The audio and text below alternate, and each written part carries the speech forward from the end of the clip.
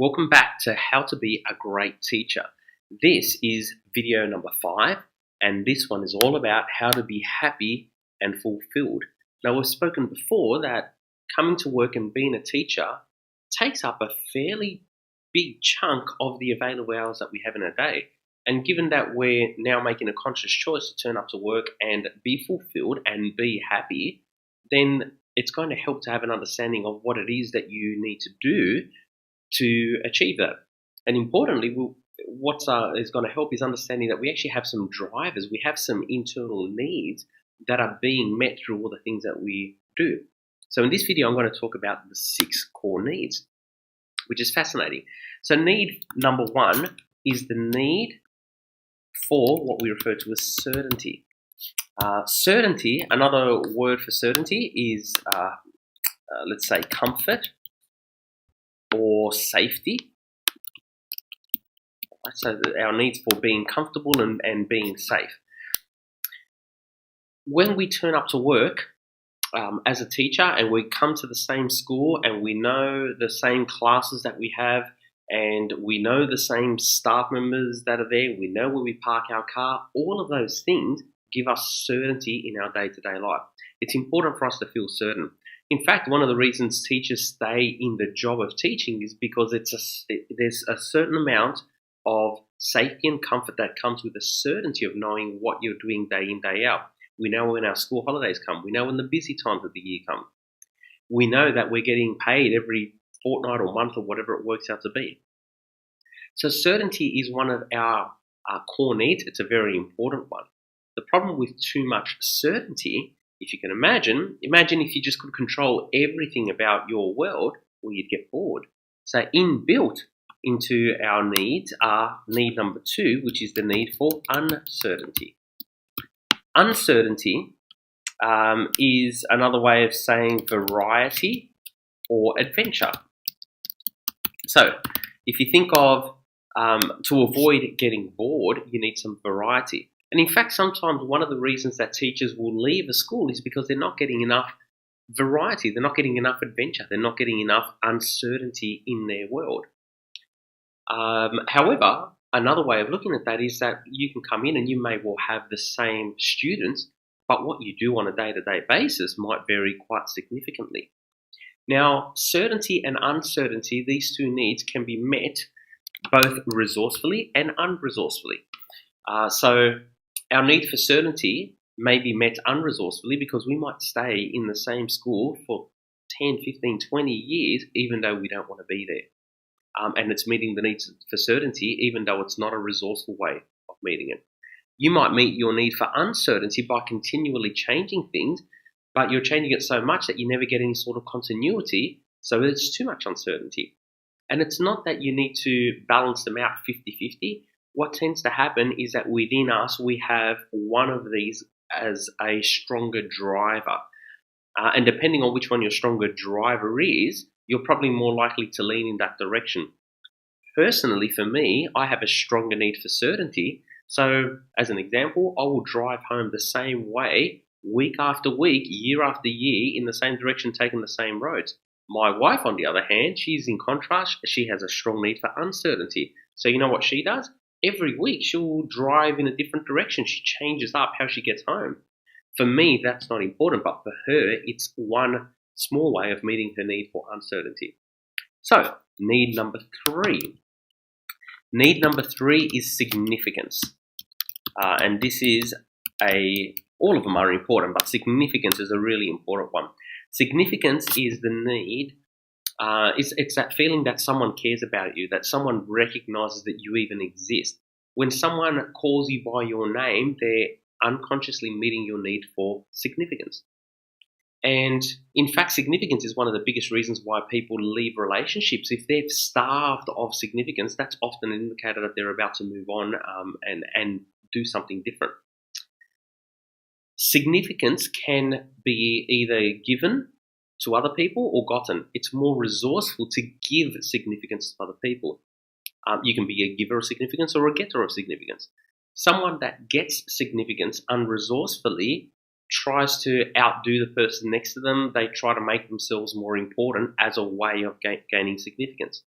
The person who helps others become significant by allowing others to shine is giving significance, which is a more resourceful way of achieving it. Now, significance, the next one after significance, is what we refer to as connection, or the extension of connection, which is love. So with connection, when you come to work, when you come to school and you have the same students in your class, that meets your need for connection. When you have the same staff members, that meets your need for connection. And it's one of these things that as part of us, you would have seen in the previous video that one of our fears is the fear of not belonging. Well, that taps right into our need for connecting with people. And again, connection and love can be met resourcefully or unresourcefully. So you can hang around people that aren't helping you grow or aren't helping you move forward in any way, but you still know what you're getting in for. An extension of this is that, for example, sometimes young people go into gangs and do really out there type of thing. And they're doing it because at one level, they're meeting the need for connection because they're with people that accept them. And they're aiming to meet their need for significance by doing things that go against their nature. But because it means that they meet their need, they're still going to go ahead and do it. Now, what's interesting is that these first four needs, certainty, uncertainty, significance, and connection, are the needs of the self. So they're all the needs that we have individually. And most things that we do, it's because we are either unresourcefully or resourcefully meeting one of these needs in one way or another. The next two needs, though, are all about our own spiritual growth and are really the structure to achieving happiness and fulfillment. So the next need number 5, is contribution. There's a part of us that gets fulfillment by being able to help others. And as a generalization, most teachers are in the role of teaching because they get to contribute their knowledge to the students that are in their classroom, which fills their need for contribution. If teaching was all about coming into a classroom and there was no one there and you didn't feel like you're contributing, you probably wouldn't stick around and do it. So need number 5 is contribution, and need number 6 is the need for growth. I mentioned before that you're either green and growing like a plant, or you're ripe and you're dying off. Growth, personal growth and personal challenge is, when met, you're either meeting it or you're not doing it. So you're either doing things that challenge and make you grow or help you grow, or you're not doing that. So you typically meet growth resourcefully. What's interesting about all of these needs when you look at them together, all of these 6 needs all together, is that our work, so when you turn up to work as a teacher, if you were to rate all of the needs out of 10, so 1 out of 10 meaning that it's not meeting that need at all, and 10 out of 10 is that it's fantastic. So for example, in my role as a teacher, I meet my need for certainty because I know where the school is at. I know where I park my car. I know how to get here. I know the people that I'm working with. So it absolutely fills my need for certainty, 10 out of 10. Does it give me a sense of uncertainty? Well, absolutely. Some years ago, I was starting to get a little bit bored because, you know what, I was doing too much of the same things. I was teaching the same types of classes. So I made some changes, took on some different roles, and all of a sudden, it's filled my need for uncertainty. So that's 10 out of 10. Is it meeting my need for significance? Absolutely. When a student comes and says to me, "Hey, sir, well done, that was a fantastic lesson." When they write me a card, when they send me an email and say, "Hey, I really appreciate what you've done," it completely fills my need for significance.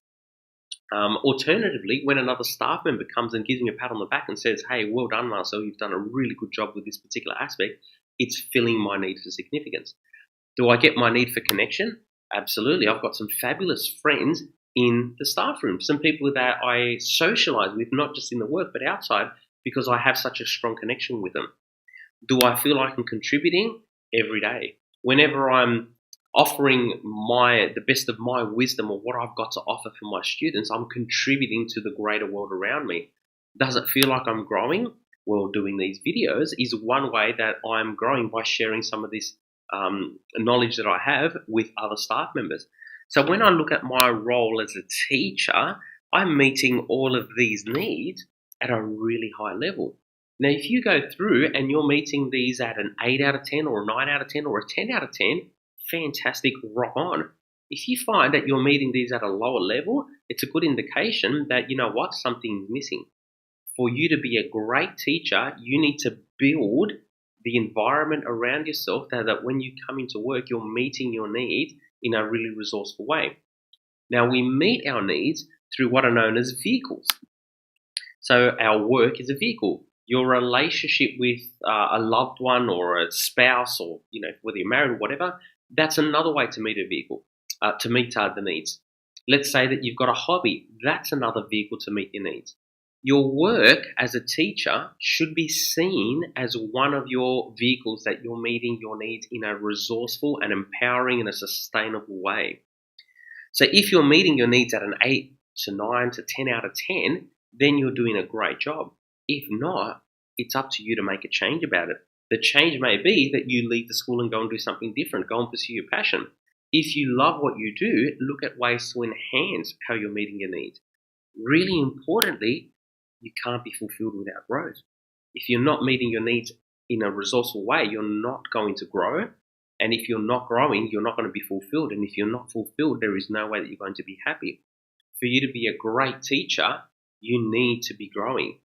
The benefit of all of this to our students is that when they see us meeting our needs really resourcefully and in an empowering way, you know what? That's a signal that they pick up on as well. And they go, well, obviously that's the way to live. So let's model what we're really liking here. Thanks for watching. We'll see you back in the next video.